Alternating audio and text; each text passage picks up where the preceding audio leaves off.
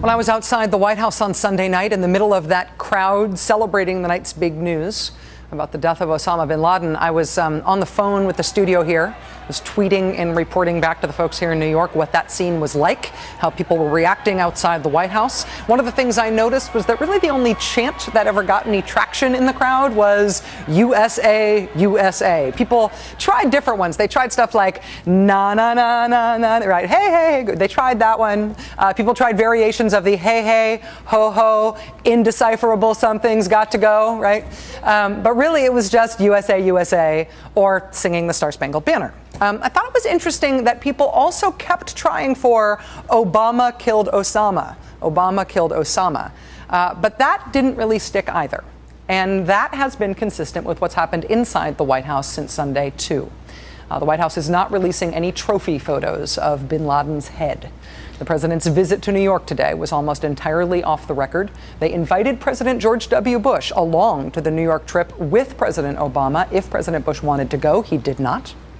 If the White House had ever even considered trying to make this an Obama killed Osama kind of national moment, they have not done so. And that's kind of what this White House is turning out to be like. This show has been on the air for 2.5 years, roughly, since right before the election of President Obama and Vice President Biden.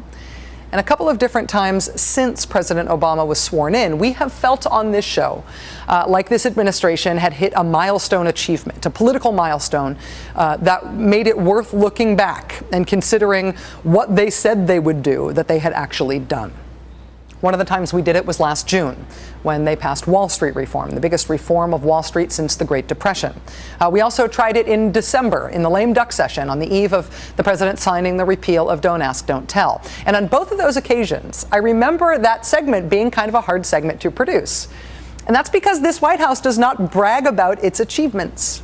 They do not keep a running list anywhere, at least that I know of. They do not keep a running list of stuff they said they'd do that they actually did.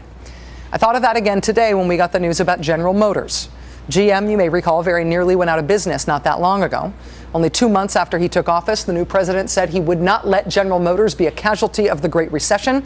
He decided to have the government step in and take over the company and restructure it and try to bring it back from the dead. Mr. Obama staked his presidency in part on that. NBC News' analysis at the time was, as the GM bailout goes, so goes the Obama presidency. Well, you know how the GM bailout went? It went great. GM today reporting not just a profit, but a nice profit, weighing in at $3.2 billion, billion with a B. GM's North American plants more than doubled their earnings since last year. When President Obama made the decision to save GM, his critics said government had no business interfering with business. Business could not work with government anywhere near it. Republican Senator Lamar Alexander, for example, conjured the nightmare of Congress micromanaging GM.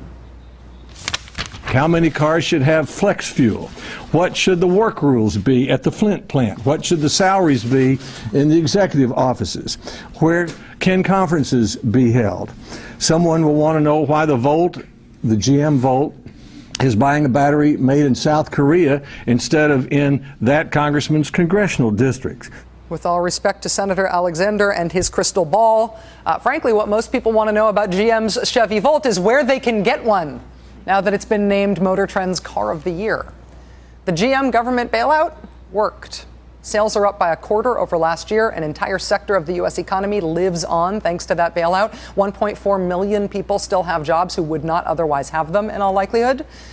But the Obama administration is not crowing about it.